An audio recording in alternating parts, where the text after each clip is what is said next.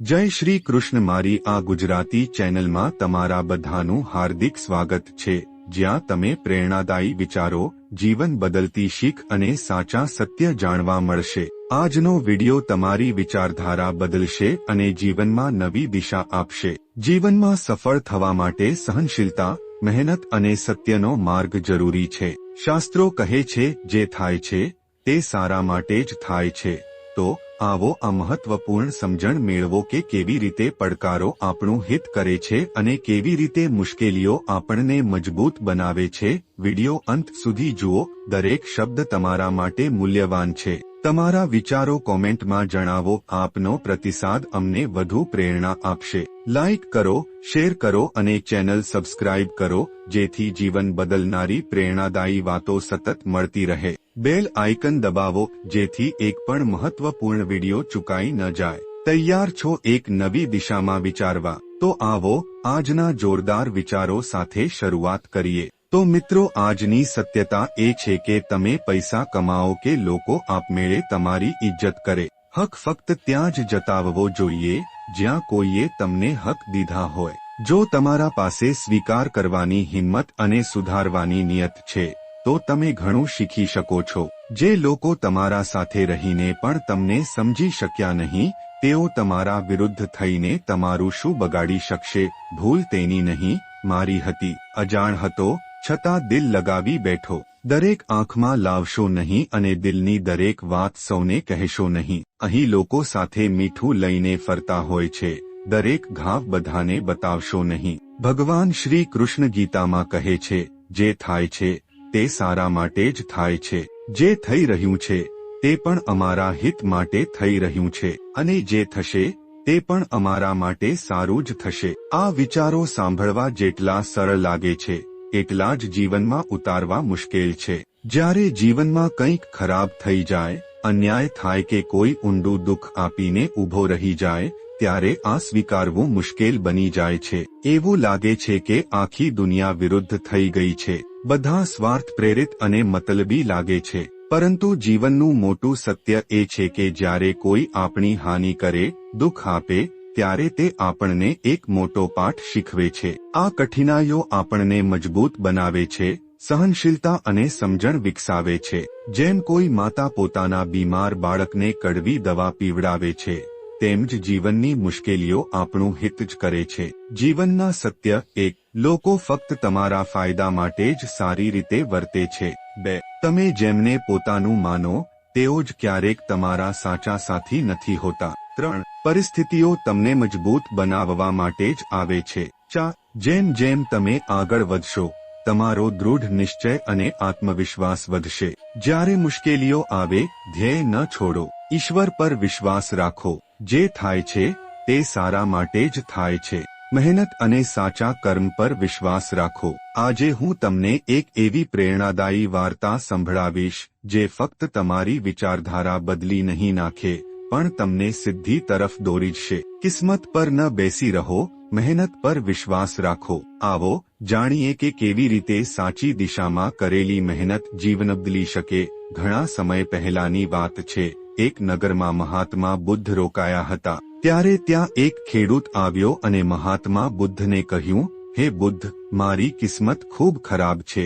હું જે પણ કામ કરું, બધું જ બગડી જાય છે। મને મારી મહેનતનું કોઈ ફળ મળતું નથી। હું એક ખેડૂત છું, ખેતકામ કરું છું, પણ મારી ખેતી ક્યારેય સારી થાય નહીં। આ જ કારણે હું ખૂબ પરેશાન છું। આ સમસ્યાનો ઉકેલ શોધવા માટે મેં ઘણા સાધુ સંતો અને જ્ઞાનીઓ સાથે વાત કરી। તેમણે જે કંઈ કહ્યું તે બધું જ મેં અજમાવી લીધું, પૂજાપાઠ કર્યા, વિવિધ ઉપાય કર્યા, પણ તેમ છતાં મને કોઈ લાભ થયો નથી। મારા ગામના અન્ય ખેડૂત ઓછી મહેનત કરીને પણ સારો પાક ઉગાડી શકે છે, પણ મારી મહેનત છતાં મારો પાક સારો થતો નથી। મહાત્મા બુદ્ધ, મેં સાંભળ્યું છે કે તમે દરેકની સમસ્યાઓનો ઉકેલ લાવી શકો છો।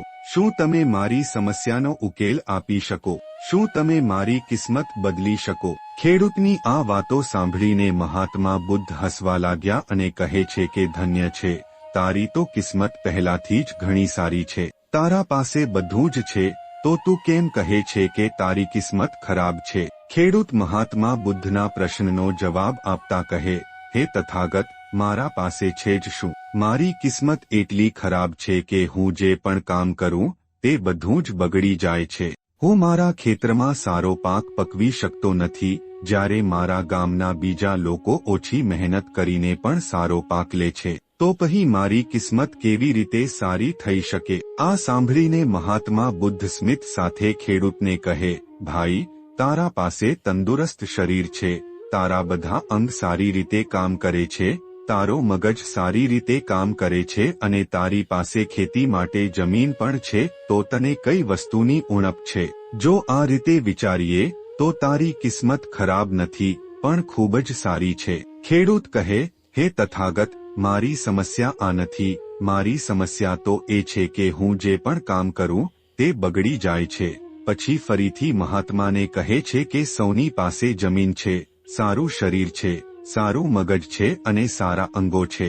મારા બધા પડોશીઓ પાસે પણ આ બધું છે. તેઓની પાસે સારું ખેતર છે, સારી જમીન છે અને સારી ખેતી પણ થાય છે. એ કારણે તેઓ હંમેશા સુખી રહે છે. પણ મારા ખેતરમાં સારી ખેતી થતી જ નથી. દર વર્ષે મને ભારે નુકસાન સહન કરવું પડે છે. શું તમે મને કોઈ ઉપાય આપી શકો? એવું કોઈ મંત્ર છે કે કોઈ રીત જેનાથી મારી કિસ્મત ફરી એકવાર ચમકી શકે? મહાત્મા બુદ્ધે શાંતિથી ઉત્તર આપ્યો, ઠીક છે, જો તને કોઈ ઉપાય કે મંત્ર જોઈએ છે તો હું તને જરૂર આપીશ, પણ એ પહેલા મને કહો, શું તને ખબર છે કે તારા ખેતરમાં ખજાનો છે? ખેડૂત આ સાંભળીને આશ્ચર્યચકિત થયો અને તરત જ બોલી ઉઠ્યો, હે બુદ્ધ, તમે શું કહો છો? મારા ખેતરમાં ખજાનો છે અને મને ખબર પણ નથી. કૃપા કરીને મને કહો, એ ખજાનો ક્યાં છે? હું તેને તુરંત ખોદી કાઢી લઉં. મહાત્મા બુદ્ધ બોલ્યા, ભાઈ, એ ખજાનો તને આમ નહીં મળે. એને મેળવવા માટે તારે મારું કામ કરવું પડશે.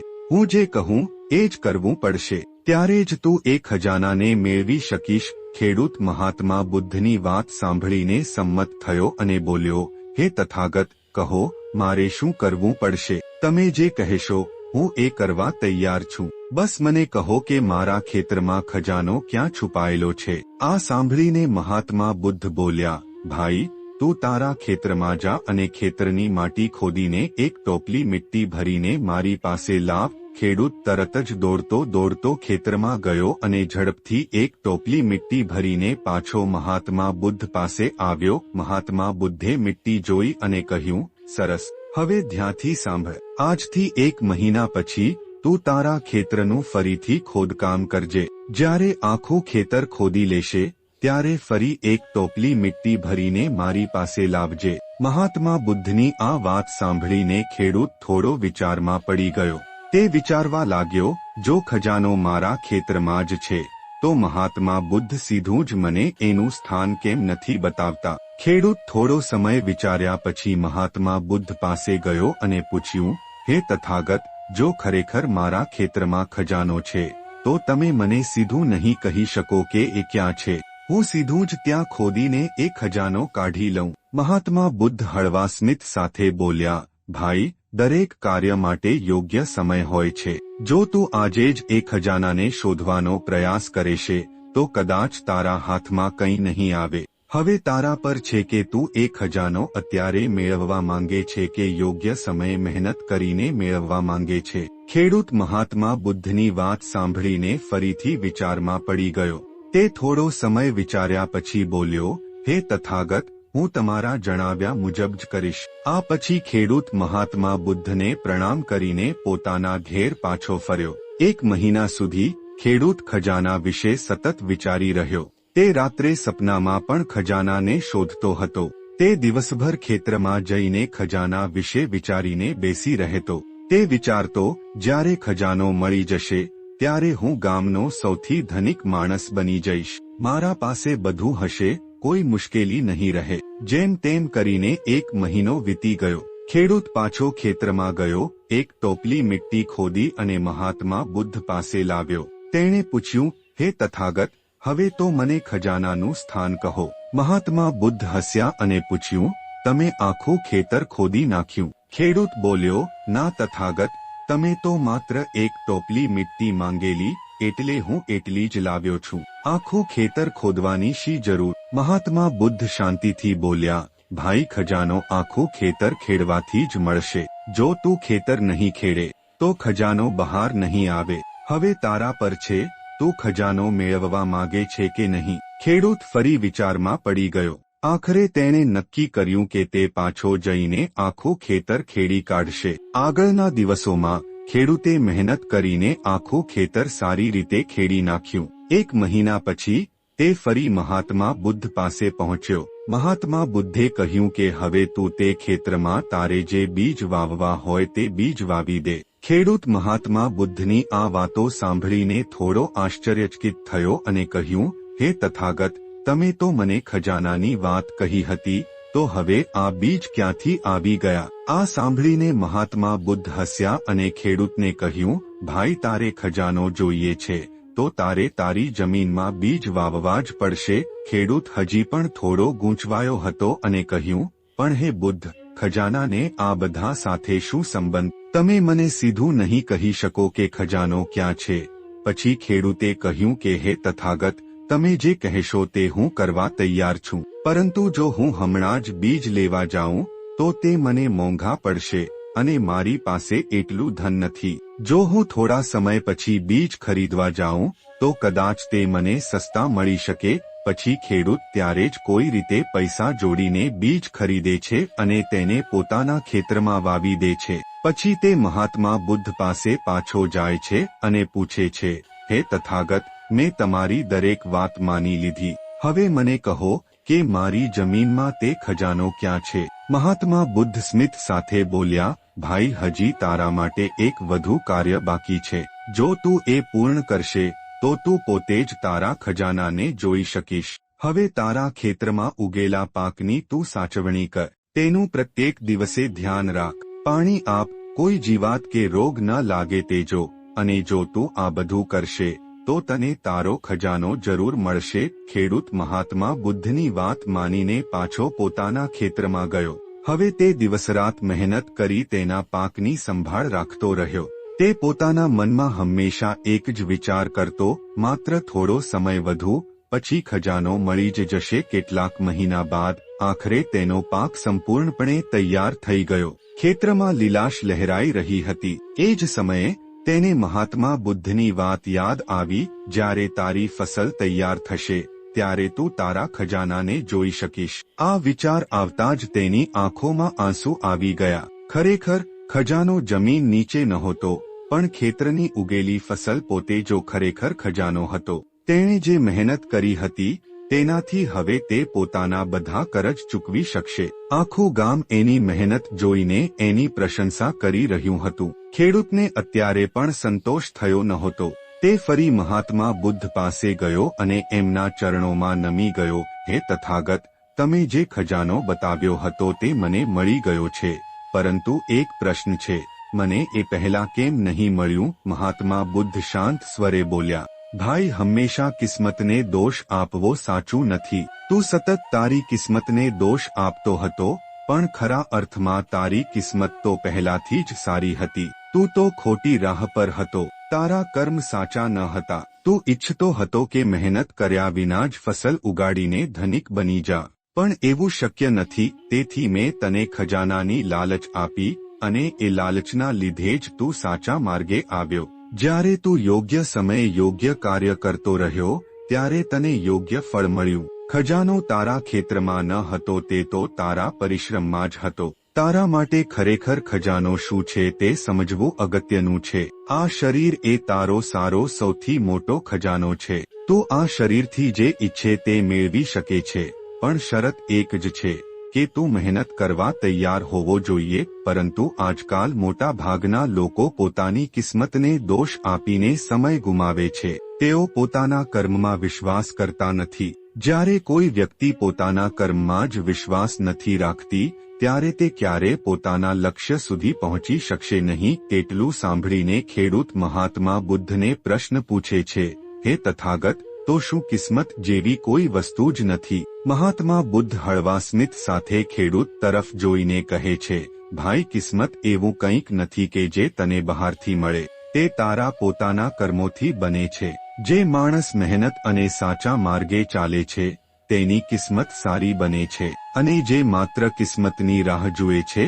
અને કર્મ નથી કરતો તેને ક્યારેય સારા પરિણામ મળતા નથી. કિસ્મત એ આપણા પોતાના કર્મો છે. આ સારા કર્મો આપણને ઉર્જા અને શક્તિ પ્રદાન કરે છે, જેથી આપણે સાચી દિશામાં કાર્ય કરી શકીએ, અને આ સારા કર્મો દ્વારા જ આપણે આપણા જીવનના લક્ષ્યને મેળવી શકીએ છીએ. મહાત્મા બુદ્ધના મુખેથી આ ઉપદેશ સાંભળીને તે ખેડૂત તરત જ તેમના ચરણોમાં નમી જાય છે અને કહે છે, હે તથાગત, આજે મને સમજાઈ ગયું છે કે મારી કિસ્મત ખરાબ ન હતી, મારા તો કર્મ જ ખરાબ હતા. પણ હું તમને વચન આપું છું કે આજ પછી હું ક્યારેય મારી કિસ્મતને દોષ નહીં આપું. મારા કર્મોને સુધારું છું અને દરેક કાર્ય યોગ્ય સમયે કરીશ. આ કહી ખેડૂત મહાત્મા બુદ્ધને પ્રણામ કરીને ઘરે પાછો ફરી જાય છે. મિત્રો, આપણામાંથી મોટા ભાગના લોકો પણ આમ જ કરીએ છીએ. આપણે હંમેશા આપણી કિસ્મતને દોષ આપતા રહીએ છીએ, પણ ક્યારે આપણા પોતાના કર્મો પર ધ્યાન આપતા નથી.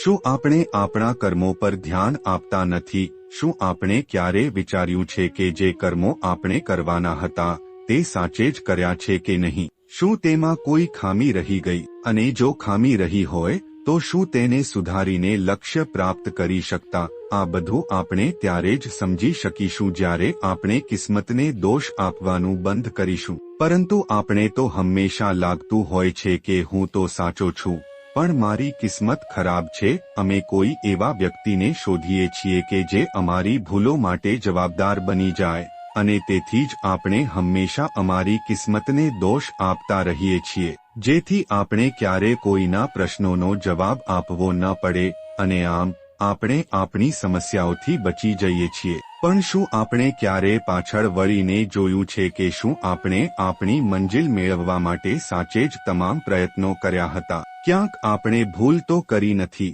કારણ કે આપણે તો હંમેશા લાગે છે કે આ બધું કિસ્મતનો ખેલ છે. પરંતુ હકીકત એ છે કે દુનિયામાં ઘણા લોકો છે જેઓ કિસ્મત પર નહીં પરંતુ પોતાના કર્મો પર ભરોસો રાખે છે. આવા લોકો ક્યારે હાથ પકડીને ન બેઠા રહે. ભલે તેઓ એકવાર નિષ્ફળ થયા હોય, પણ તેઓ ફરીથી પૂરી શક્તિ સાથે લક્ષ્ય સુધી પહોંચવા માટે પ્રયાસ કરે છે, અને આ પ્રયાસ તેઓ ત્યાં સુધી કરે છે જ્યાં સુધી કે તેમને તેમની મંજિલ મળી ન જાય. ગીતામાં શ્રીકૃષ્ણ કહે છે કે સફળતા એક એવો શબ્દ છે જે દરેકના હૃદયમાં વસી ગયો છે. જીવનમાં ઊંચાઈઓ સર કરવા માટે આપણે બધા સપનાઓ જોઈએ છીએ. જ્યારે આપણે સફળતાની શિખર પર પહોંચી જઈએ ત્યારે જે આનંદ મળે છે તે અનોખો હોય છે. માનો કે આખી દુનિયા આપણા પગલા નીચે છે, પરંતુ શું આનંદ ત્યારે સંપૂર્ણ હોય જ્યારે આપણે એકલા એ ઊંચાઈ પર ઊભા હોઈએ? કિસ્મત નહીં, કર્મ બદલાવો. શું તમે ક્યારે વિચાર્યું છે કે સફળતા ખરેખર કોને મળે? તેને જે કિસ્મત પર વિશ્વાસ રાખે છે કે તેને જે પોતાના પ્રયત્નો પર વિશ્વાસ રાખે છે? સાચી વાત તો એ છે કે આપણી કિસ્મત પણ આપણા કર્મો પર જ આધાર રાખે છે. જો આપણે સમયસર શ્રેષ્ઠ પ્રયાસો કરીશું, સંઘર્ષ કરતા રહેશું અને ધીરે ધીરે આગળ વધતા રહેશું તો કોઈ પણ લક્ષ્ય અસંભવ નથી. તમારા આજે કરેલા સારા કર્મો જ તમારી આવતીકાલ પ્રકાશિત બનાવશે. જો તમે આજે તમારી જવાબદારી અને કામ પ્રત્યે ઈમાનદાર રહેશો તો આવતીકાલે ક્યારેય તમારા ભાગ્યને દોષ આપવો નહીં પડે. સફળતા હંમેશા તેમના પગલાં ચૂમે છે જે લોકો પોતાના કામ પ્રત્યે સમર્પિત હોય છે, પ્રયત્નો કરવાનું ન છોડે અને કિસ્મત પર નહીં પણ પોતાની મહેનત પર વિશ્વાસ રાખે. જો આ વાત તમને પ્રેરણા આપતી હોય તો અમારી ચેનલને સબસ્ક્રાઇબ કરો, લાઇક કરો અને તમારા મિત્રો અને પરિવાર સાથે જરૂર શેર કરો. કોમેન્ટમાં લખો તમને આ વિડિયો કેવો લાગ્યો. તમારા જીવનમાં પણ ક્યારે આવી અનુભૂતિ થઈ છે? જો હા તો નીચે કોમેન્ટમાં અવશ્ય શેર કરો. તમારા મંતવ્યો અને સૂચનો અમને વધુ પ્રેરણાદાયક વિડિયોઝ બનાવવા માટે મદદ કરશે. આવા જ પ્રેરણાદાયક અને ઉપયોગી વિડિયોઝ જોવા માટે જોડાયેલા રહો. યાદ રાખો, તમારા પ્રયાસો તમારું ભવિષ્ય નક્કી કરે છે. મારો આ વિડિયો જોવા માટે તમારો ખૂબ ખૂબ આભાર. ફરીથી મળીશું મિત્રો આવા જ વિડિયો સાથે. ત્યાં સુધી તમારું ધ્યાન રાખજો, હસતા રહેજો અને હંમેશા ખુશ રહેજો. જય શ્રી કૃષ્ણ.